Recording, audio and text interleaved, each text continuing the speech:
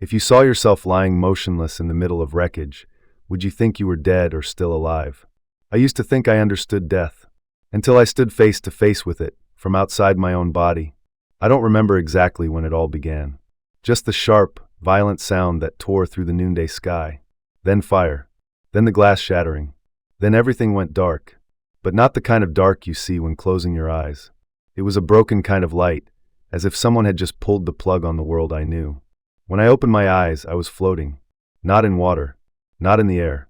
I was suspended above my body, weightless, painless, soundless. No heartbeat. And the most terrifying part wasn't that I could see myself. It was that I didn't recognize who I was looking at. That girl lay still among shattered concrete, her medical coat scorched, one arm reaching toward a stethoscope broken in half. Her face was smeared with blood, and I found myself asking, who is she?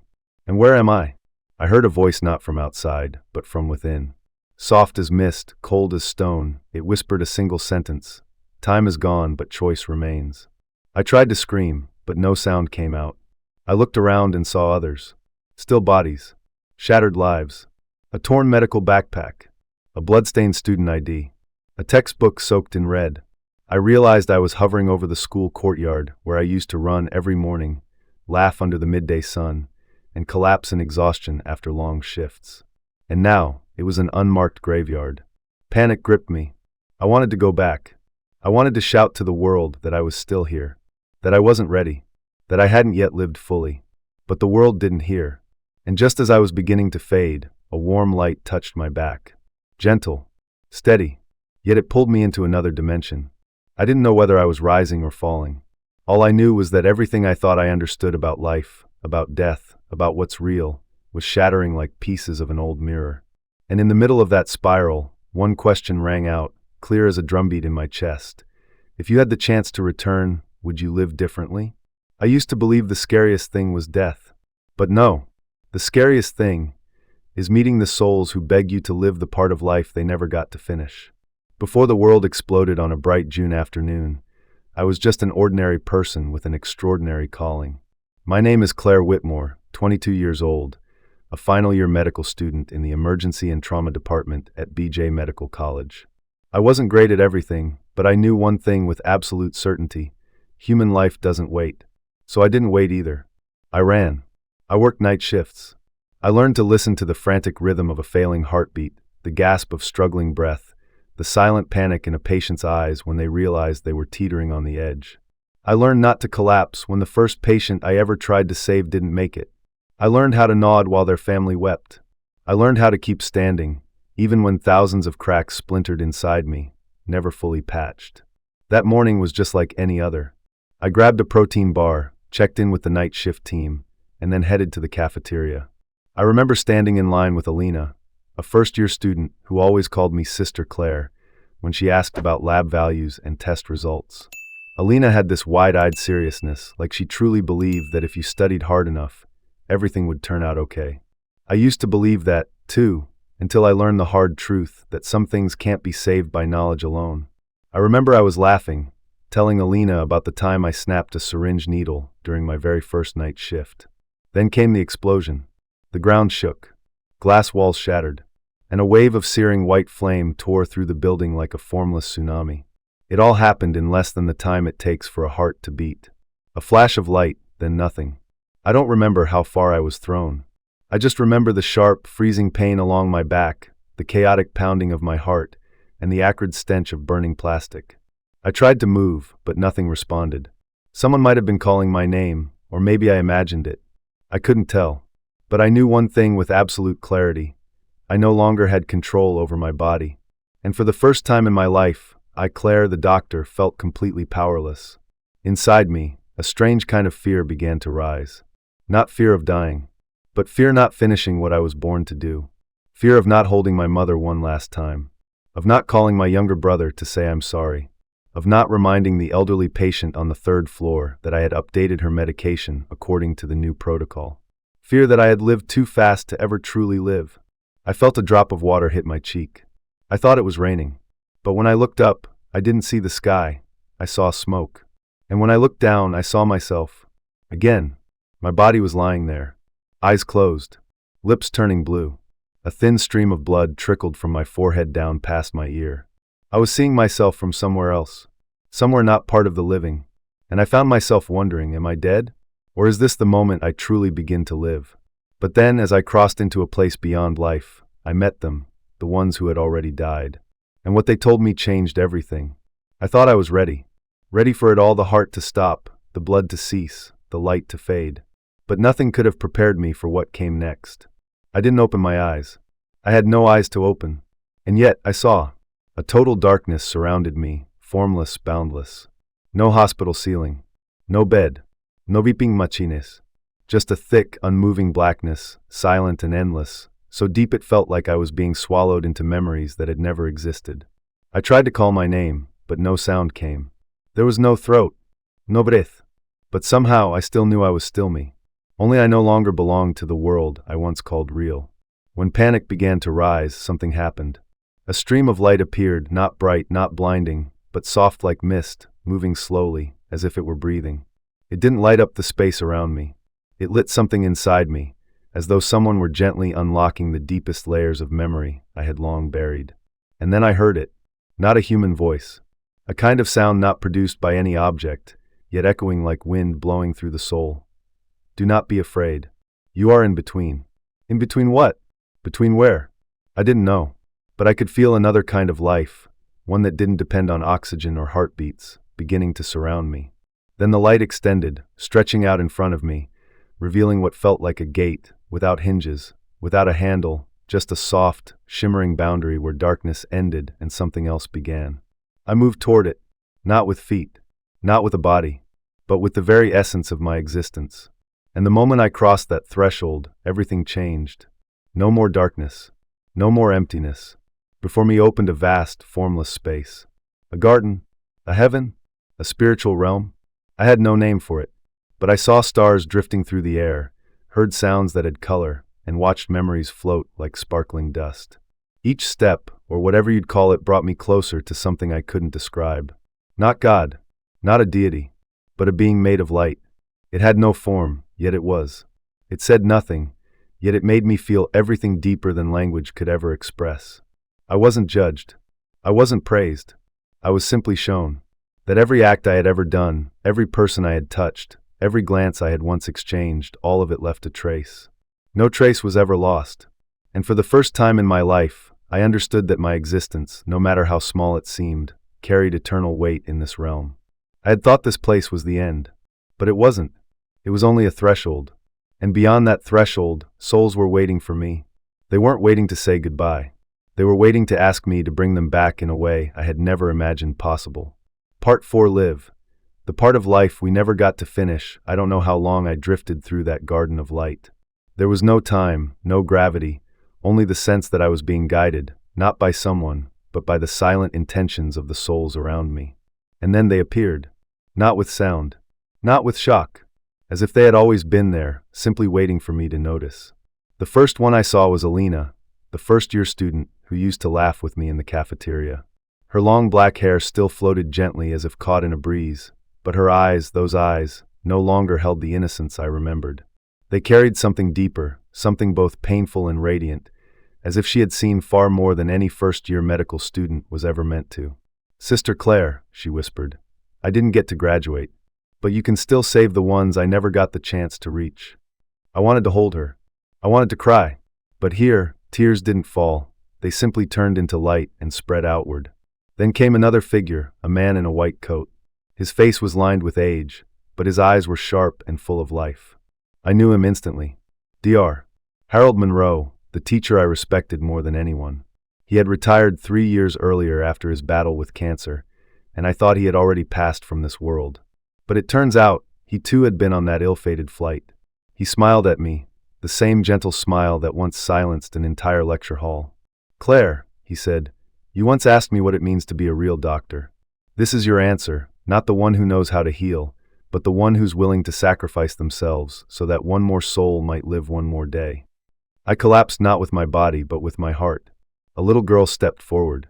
She held a stuffed rabbit tightly in her arms, her bare feet gliding softly across the luminous ground. I didn't recognize her, but she recognized me. "You're the one who couldn't save my mom." Her voice held no blame, just the truth. And suddenly I remembered the pregnant woman I tried to resuscitate 2 years ago and couldn't. I never knew she had a child, but now I did. "It's okay," the little girl whispered. "I've already seen my mother. Now it's your turn to meet yourself." I thought that moment would be the last. But another figure appeared, a man I had never met before. He wore a military uniform, a small badge on his chest. No name, no flag, but in his eyes was the weight of an entire war. "I survived the battlefield," he said, "but died on the way to a medical conference because of a delayed flight. Life has a twisted sense of humor. But if you return, save one person I never got to. That's how you'll live for me." I stood there, surrounded by 4 souls, for stars that had crossed my life, and I knew I was no longer the Claire I used to be. I was someone who now carried fragments of memory, pieces of dreams, and the unfinished missions of those who were gone. They didn't ask me to stay, but they didn't let me leave empty-handed either. They gave me responsibility. I thought I had already met everyone I was meant to meet. I thought my heart had reached the deepest depths of emotion. But then the sky of that otherworldly realm began to crack quietly, gently as if a door was opening not above me, but from within my very soul. And then they came, not one by one, but all at once. 241 souls.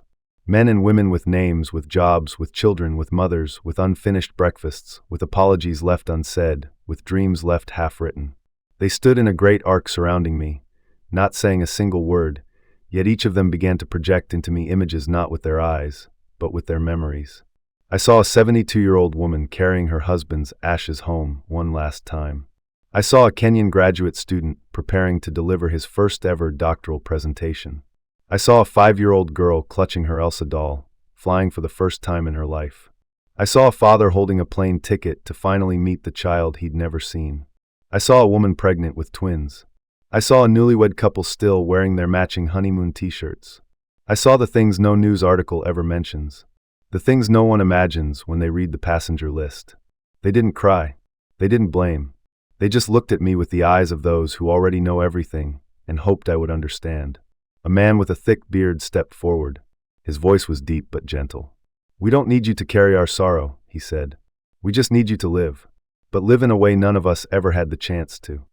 A woman in a purple sari came closer. "Save one more patient. Love one more time. Forgive one more person. Spend time with your mother.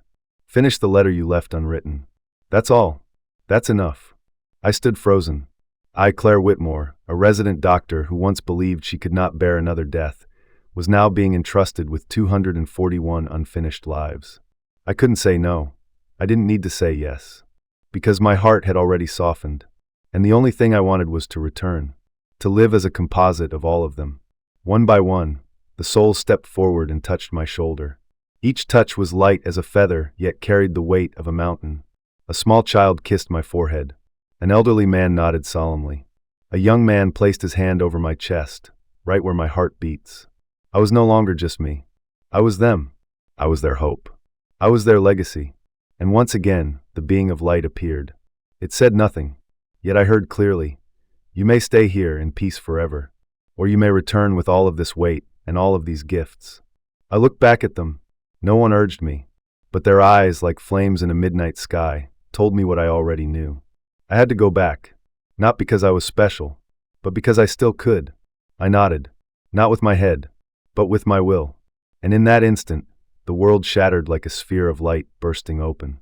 I feel not with a body, but as a thought. A pure intention. I soared past thousands of memories, millions of sounds, billions of colors until I stopped. On an operating table. Inside my body, I heard the machines, their steady rhythm, the long, drawn-out beep pulling me back from a place impossibly far away. I heard the rush of footsteps, a voice yelling, "She's showing signs of consciousness." But all those sounds, lively and urgent, still felt like they came from another room, from another life.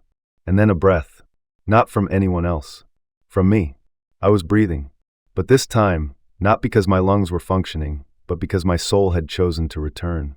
It wasn't survival, it was rebirth. I wasn't someone who had just escaped death. I was someone who had walked back from it, carrying with me the whispers of 241 souls from that plane, and Alina's final message, and the hundreds of touches, and a light no one else could see but me. I opened my eyes. They stung not from smoke, but from something inside my heart that had finally broken open. And in that breaking, I knew I was no longer empty. The nurse by my bedside wept. A doctor grabbed my hand, repeating over and over, "Claire, Claire, can you hear me?" I didn't answer. I just smiled softly. The first true smile since I understood what it means to be alive. I looked around. The hospital lights were cold. The walls are white. The bed sheets are white. But I wasn't afraid of white anymore. Because now I knew the real light doesn't come from what we see. It lives in what we carry when our eyes are closed. Someone placed my hand over my chest. I felt the heartbeat weak, but steady. I touched myself gently just to be sure. Just to confirm I was here. And I whispered, "I heard you. I won't waste this." And I knew from that moment on, I wasn't living just one life. I was living 243 lives, intertwined, circling, quietly guiding me forward. But even though I had awakened, the world was no longer the same. And within it was one question I couldn't avoid. Why was I chosen, and not them? I lay there in that white hospital room, surrounded by the steady hum of ventilators and the cold glow of fluorescent lights. But inside me was a different sky. No more wreckage. No more blood. No more screaming. Only the quiet echo of 242 souls now resting gently within me. A nurse scribbled notes beside my bed. A doctor silently adjusted my blood pressure monitor. No one asked what had happened. Maybe they thought I wasn't ready. And they were right, I wasn't ready to tell. But I knew one thing with absolute clarity. I was ready to live differently. I closed my eyes not to sleep, but to remember. The eyes of little girl are holding a stuffed rabbit. Dr. Monroe's solemn nod. The soldier's whisper, "Save one more life." These were no longer just memories. They were fuel. They were my second breath. They were the part of me I never knew I could become. Something had shifted. I was no longer afraid of death. But I had begun to fear something else, an empty life. A life lived without meaning. A life where I was a doctor but forgot how to feel. A life where I woke up each morning without knowing who I was waking up for. That evening, they moved me to a recovery room. Alone. No family. No phone. No news. But I didn't feel lonely. I felt full, as if an entire world was whispering through every cell in my body. I lay still in the ICU, just me, the dim light, and the rhythm of the machines. I looked out the window and saw the ambulance lights still flickering across a city that hadn't had time to grieve. Out there, life carried on. But inside me, 242 souls still lingered, whispering something only my heart could hear. I placed my hand on my chest, feeling the weak but steady beat. I closed my eyes not to forget, but to remember. I had to live for those who no longer could. And I smiled, softly, then whispered, "I'm home." I once saw myself from above, not knowing if I was dead or alive. Now I know. I had died. But it was that very death that gave me the chance to finally begin living.